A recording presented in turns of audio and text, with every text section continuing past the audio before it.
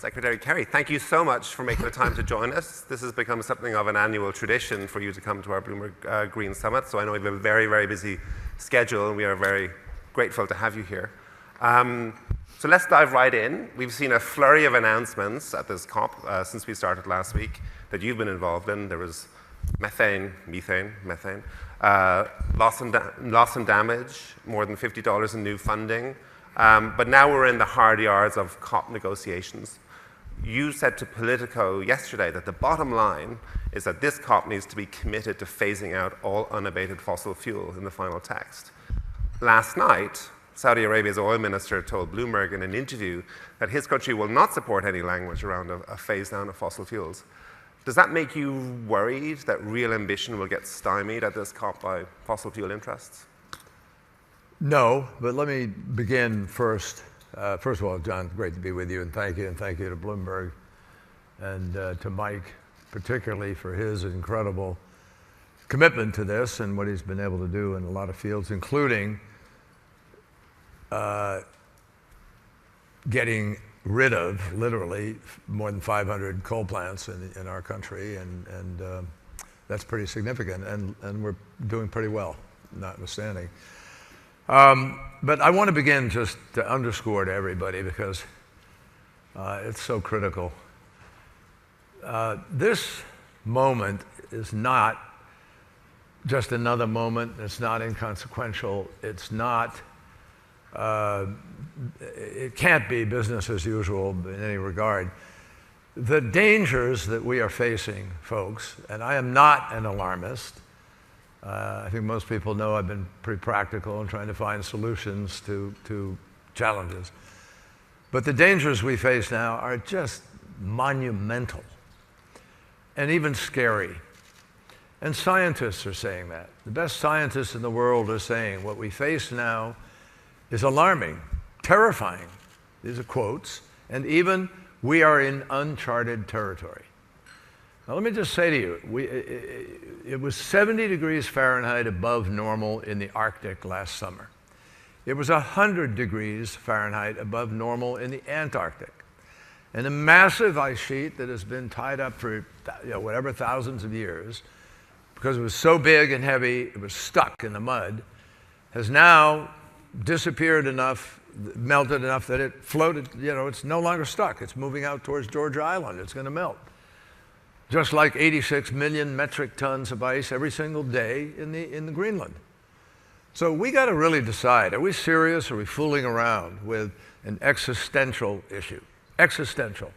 You hear that out of the mouths of sober politicians who are not playing politics, who really understand what's going on. So I do that as a preface because it has to be the guideline, the guidepost for everything we're thinking about and choosing to do. And the fact is, emissions are going up in too many places. And what the science says is, IPCC 2018, they could not have been more clear.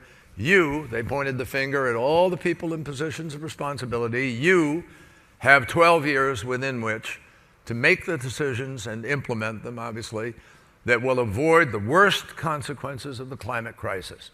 That's science, mathematics, physics. And we're ignoring it in too many parts of the world. And so we're inviting the worst consequences. And we see what's happening. 18 $1 billion events in the US climate events last year. 18 $1 billion separate events. Meanwhile, 30 million people displaced in Pakistan, record fires in Greece and parts of the world. Come on. When do we get sort of, really focused on this? And by the way, I'll be very quick. This is not asking people to sacrifice, for God's sakes. We're not suggesting that in this transition to the new energy economy, a clean energy economy, you're going to have to give up something. On the contrary, 8 million people are dying every year around this planet from the bad air. It's pollution, folks. It's poison. And so, and yesterday or day before, I forget which, they blend together. We had a session on health, first ever session on health. The interconnection between health and climate. Largest cause of children being hospitalized in America every summer is environmentally induced asthma. We spend 55, 60 billion a year on that, for God's sakes. So I'll come into you, I promise, but I just want everybody. But we are here now. You know. I think you've laid the table out very, very well. Okay, here it is. Yes. We'll come in. So the Saudis last night said we will not support. What they any said is language they'll around not the phase- support an actual phase out, but I'm not here to excuse. Look, he can speak for himself, and he did yesterday. What we are for, the United States has said, and we said it in the G7, and all G7 members voted for this, that we are for the phase out of all unabated fossil fuel. Unabated. Why? Because the science says you have to reduce the emissions. And how can we be reducing the emissions if we're building a whole new set of coal-fired power plants, so forth? And they are in Asia. 550 gigawatts of coal power is backed up in the line for construction and permitting. So we're saying don't permit. And does that mean somebody's got to take a haircut? Yep. Does that mean we've got to come up with some kind of measurement of how we're going to manage these things? Yeah. And it's not irrational what I'm saying. What is irrational is permitting an unabated coal-fired power plant, which wipes out all the gains of other countries who are trying to do renewables and trying to do hydrogen, a whole bunch of different things. So we're for that. Are you worried about a blocking coalition here No, at this COP? no, you have because the Russians, you have the Saudis, all very worried about this language around phasing down. We've worked very closely with everybody, and we're working with them right now. There's a reason we were able to get a new fund for climate impact response, and that is that we worked all summer with Transition Committee meeting. We pushed in, even had one several weeks ago to try to resolve it, the fifth committee meeting, and we came to an agreement on the framework that we needed to make this happen. And think about it, 195 countries came to an agreement on this new fund with the modalities. We supported it. I even pushed in Sharm el-Sheikh that we would not just do it 2 years from now, which is what was perfectly agreeable to people. But I said, no, if this is really urgent, we should do it next year, not wait, not make the developing world think that we're not serious by just pushing it off. So we did it. Never has a COP ever passed on the first day anything, let alone something that was fairly controversial. We did. And in addition to that, we've had the first ever health day. We've had the first ever gender day. Because women, absolutely inevitably, most parts of the world are the biggest victims of the climate crisis because they do, the caretaking of the family, the getting the food, building finding some means of cooking the food and so forth. And they are also the most vulnerable in the sense that when there is a crisis, they're the ones who usually pay the highest. If I could drag you back one last time to the question. You don't have to drag me out. So are you confident that we will get phasing out of unabated fossil fuels? I don't know. I'm not saying what it will be. I'm saying we will find a way to do something that I think is realistic and finds the appropriate terminology and framework within which to be able to do our job. The other point that the Saudis and others make is about hypocrisy. They're being called on to do more, and yet they would point out that I think right now the US is producing a record amount of oil itself, just as you're making these calls. Isn't it time for the US to walk the walk on this as well? Well, we are walking the walk. On the contrary, President Biden has done more than any other president in history. And he got the IRA passed, and the IRA was $369 billion of tax incentive. But because it doesn't have a ceiling, it has a floor, we've probably got about $1 trillion already, and it's moving like crazy. And there's more money, venture capital, $1.7 trillion moving into that sector than we ever imagined. So we're seeing a lot going on. I'm actually really encouraged, to be truthful with you.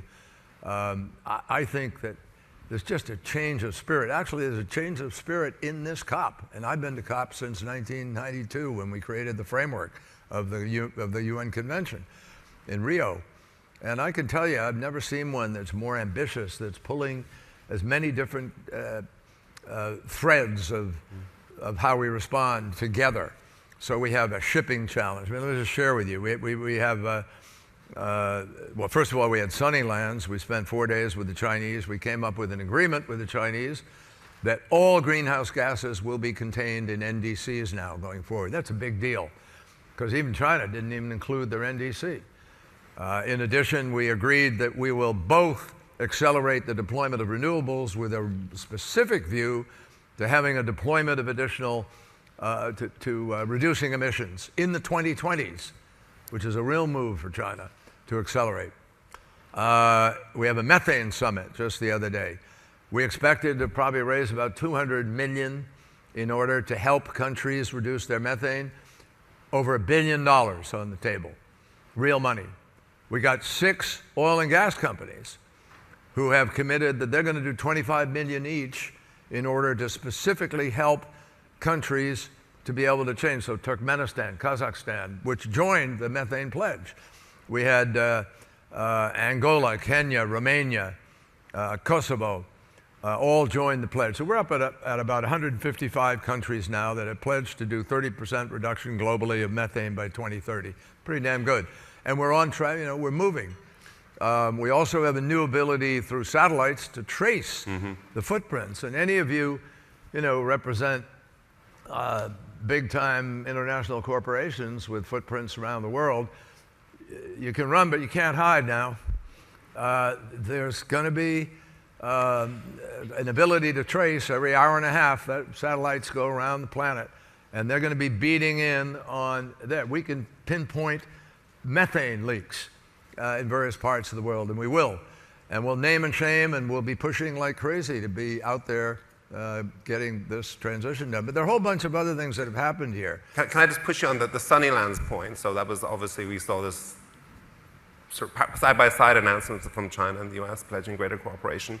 And yet at the same time, they continue to build coal plants. Does that sort of highlight the frustrations of and the contradictions of climate diplomacy? That no. We say one thing here, and we pledge, we make these noises here, and yet when... Well, it highlights a difficulty, not the contradiction. It also highlights the complications of the realities of the marketplace. We are blessed. Yes, we are the largest oil and gas producer in the world, the US. But we're also living out a legitimate track to keep 1.5 degrees alive. And yeah, there's a slight bleep up, and I don't like it, but I understand it. And there's just a reflection of demand, massive demand. And we can't just come at this from the supply side, we've also got to come at it on the demand side. So IRA is a demand signal, massive, and it's having an impact. And there are other demand signals. The IEA, Fatih Birol and company, have come out with an analysis that they say they have detected an earlier peak in global demand on fossil fuels, and they foresee it somewhere in the next couple of years because of the rapid rate of electric vehicle deployment and also the rapid rate of renewable deployment. So the demand is already, they're saying this is a terminal decline, by the way, terminal. So if I'm an analyst on Wall Street, I'm going to look a little differently at oil and gas companies for the long haul here, and that will accelerate things. Also, job growth in the United States, greater in renewable sector than in fossil fuel. And many of the people in fossil fuel are finding it very easy to transition into these other disciplines because they have the skill sets, extraction and so forth. So I think we're just living in a very new world here. And I think here's the problem. And I'm not, everybody knows I'm not an apologist for China. I don't think there is one in the United States right now. But it's a fact, China only had coal and nuclear. They're building 22 nuclear plants. They are also building, manufacturing, and deploying more renewables than all the other countries of the world put together. And it's conceivable that China will have upwards of 3,000 gigawatts of new renewable power by 2030. So you got to look at this realistically. Yeah, they have these coal plants there, but they insist that they're the minimal backup for base load. They're the minimal backup. They want to find out how can we do a better job dealing with our grid? How do we integrate the grid? AI will play a role in this.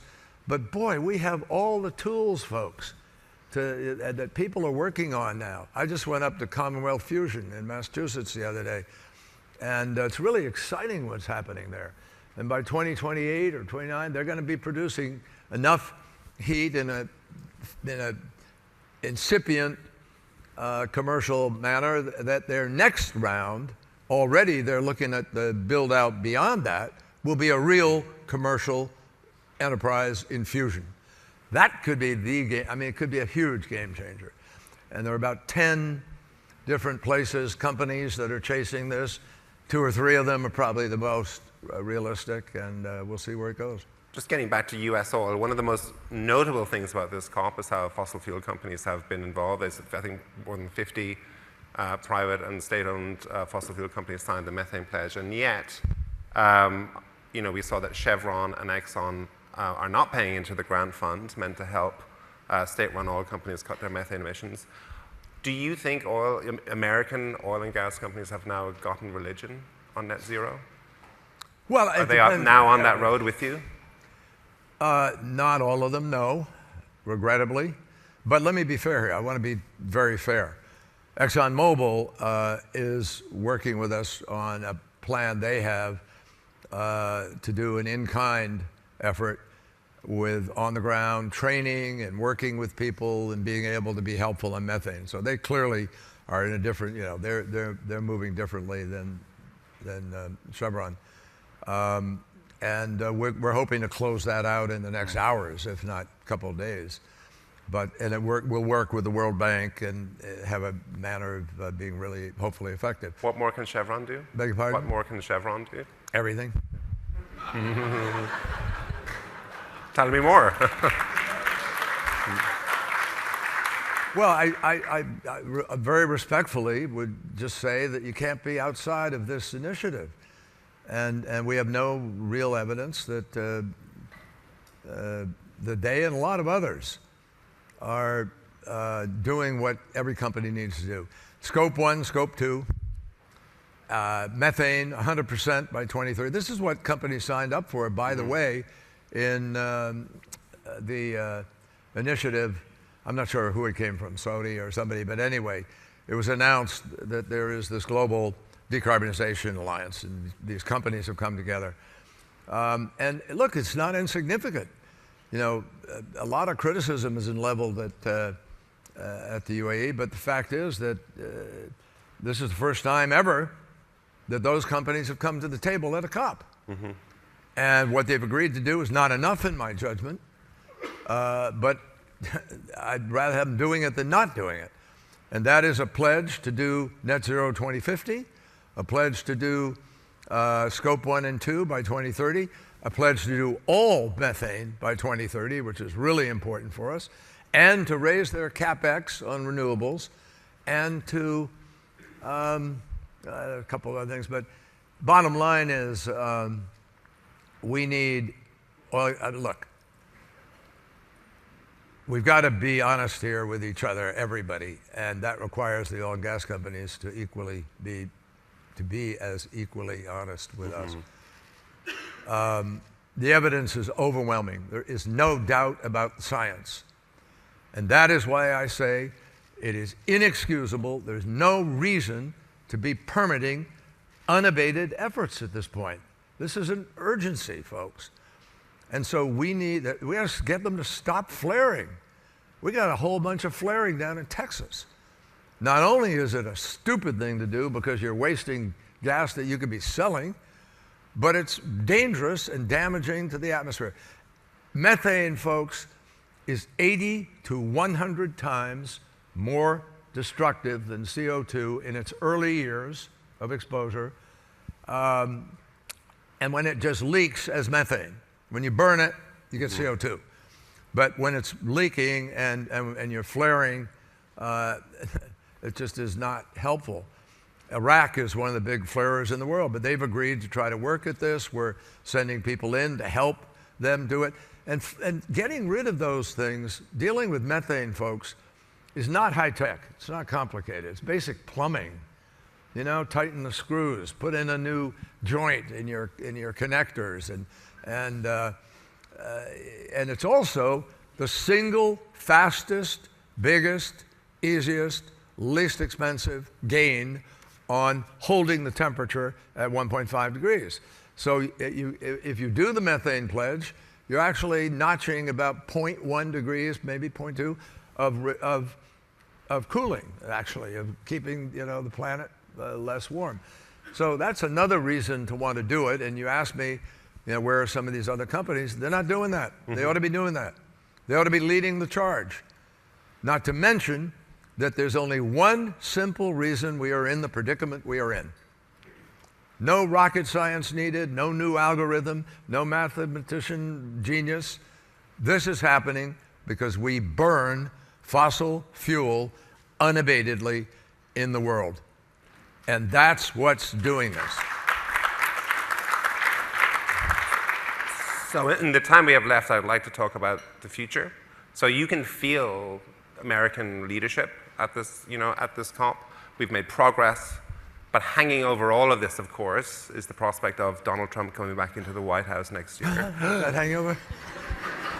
I don't think so. I don't.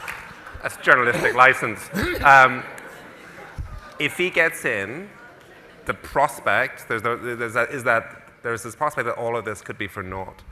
So that begs perhaps an awkward and difficult question.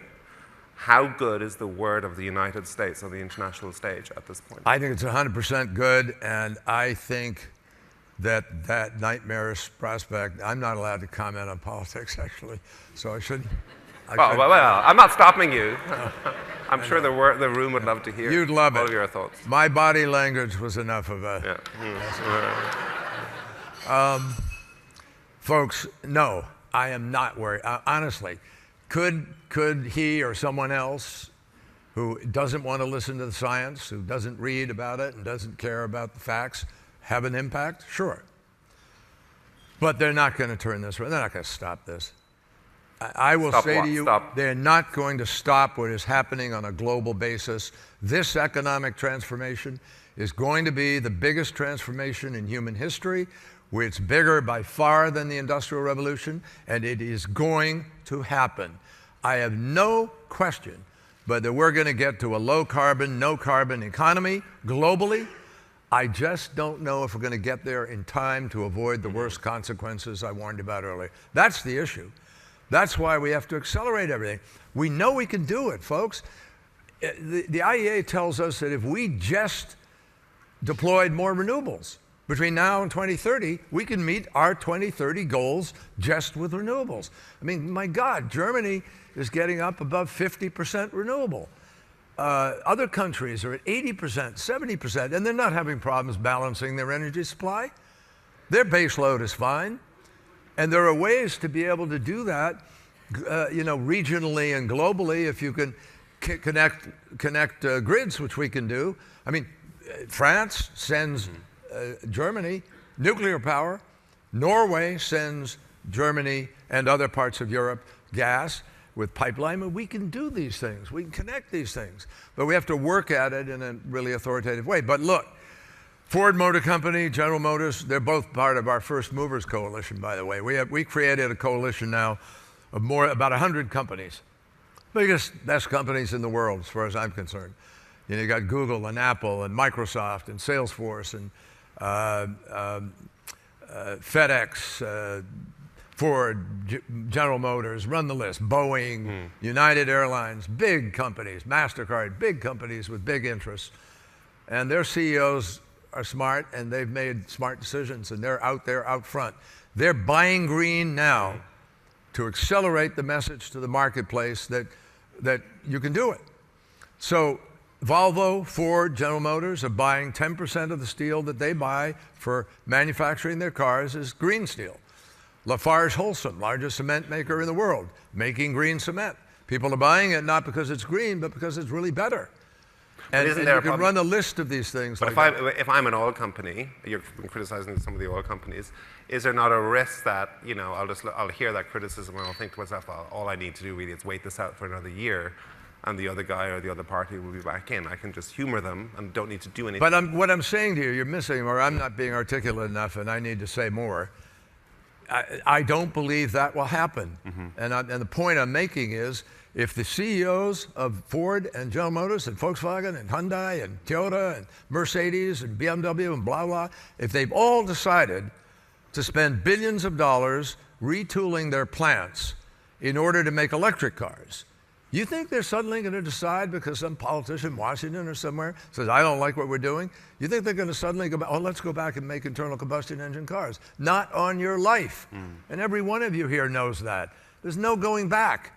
People are putting billions now. We have $1.7 trillion of venture capital moving into this sector. We're making headway on bringing the price of hydrogen down. Ammonia, we have a first ammonia ship is in here in port in Dubai. Fortescue, Andrew Forrest, has brought their ship out, proving you can run them on that thing. I just met the other day with the Prime Minister of Norway. He and I joined together to lead a thing called the Shipping Challenge, Green Shipping Challenge. We have Yara, Maersk, and MSC, all of whom have committed to buy and build or lease carbon-free ships. Because of the IMO decision, which we all worked on creating this summer, which has raised the requirements for shipping, we're going to see a complete turnover in the world's shipping fleet in the next 20 years. That's incredible, because shipping, if it were a country on its own, would be the 8th largest emitter in the world. So we're chopping away here, we're chopping away there. And I'm telling you, these countries aren't going to stop. Even when Donald Trump was president, 75% of the new electricity in the United States of America came exclusively from renewables. Now, obviously, he didn't know it, or he would have stopped that or tried to. But that's the reality, folks. It's happening. Governors, Republican governors, Democrat, they're coming together. They work together. Mayors all across America, more than 1,000 mayors are committed to this. So even though Trump pulled out of the, I'm proud to say this, even though Donald Trump pulled out of the Paris Agreement, the American people did not. We stayed in it, and that's why we're able to come back. So unfortunately, we are nearly out of time, but I have one final question for you. You mightn't like it. You will be 80 next week, I noticed. God damn you already. This is a grueling and bruising business. Yeah. Do you still have stomach for the fight? Will we see you at the next COP next year, wherever that is? Well, you'll see me at the next COP. Yeah. I'm not sure what I'll be doing. In this job, I should say. I have no idea. Honestly, I will be engaged in this effort till we win the fight, and I have my last breath, period, one way or the other. The private sector, I might add to all of you, I think what you guys are doing, what's happening in the private sector is really exciting. No government has enough money to do this. Let me be clear. When I left as Secretary of State, it was just clear as hell to me, because I was traveling the world, and presidents and finance ministers would say to me, hey, can you help us do this? We don't have the money. I mean, when I was Secretary of State, I think our budget was about 52 billion or so in the State Department. And that was for everything the United States of America does abroad. Every one of our missions, all of our programs, USAID, you name it, whatever. And it's really not appropriate for a country as wealthy as ours, and as frankly important in terms of technology and innovation and values and standing up for things, to be as crippled as we are right now in our ability to be able to do the things that are necessary for the planet. And so health programs in various parts of the world, our leverage and ability to help get the right decisions in certain countries, get people to have better governance. I mean, how do you go tell a country, hey, we think you got to reform and have a little more transparency and accountability in your deal making so we can bring more capital here. We talk about our democracy, and they look at us and they scratch their heads and say, well, how's your democracy working these days? It's hard. Governing is really hard right now, harder than I think it's ever been that I can remember. And so we need to we got to change that. But I don't think the United States is word of script as long as we follow through, as long as we do the things.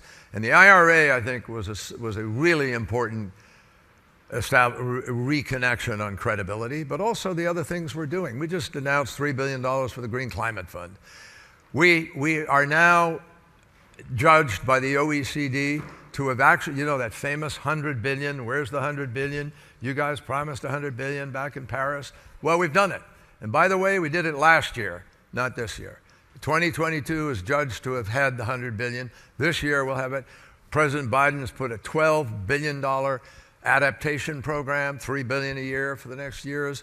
We're up to 9 something and getting, I mean, you know, we're moving. And despite these handicaps that we have, I mean, when I was in the Senate, I was there for 28 years. You know, we'd go out to dinner together and we'd talk, Republican, Democrat, and you had a lot of fun. And, you know, you could have a bottle of wine and laugh and tell jokes. And I remember going over to Teddy Kennedy's house, and Orrin Hatch would be there, and John Warner from Virginia, and Mac Mathias from Maryland. And we go back to the Senate and get something done. Doesn't happen today. Everybody's running around chasing money. How can that be changed? You know, beg your How do pardon? you change that? That toxic. Well, the best thing that could happen in the world would be for the Supreme Court, which won't happen right now, of the United States, to recognize that Citizens United has unleashed dark money and corrupt money and unbelievable amounts of money, and it's freezing the capacity for really good things to happen. The status quo is winning that part of the battle. On that note, Does that make you feel better? it makes me feel great. Look, I have to tell you, I'm an inveterate optimist. Who was it who said, you know, or Winston Churchill said that democracy is the worst form of government in the world, except for everything else. Right. And there's a diplomat who... You say the same about COP as well, actually. There's a diplomat who came to the United States, and the diplomat from another part of the world, I won't mention where, was asked, what do you think of democracy? And he said, well, democracy is like sex. When it is good, it is very, very good. And when it is bad, it is still quite good. Secretary Kerry. Sorry.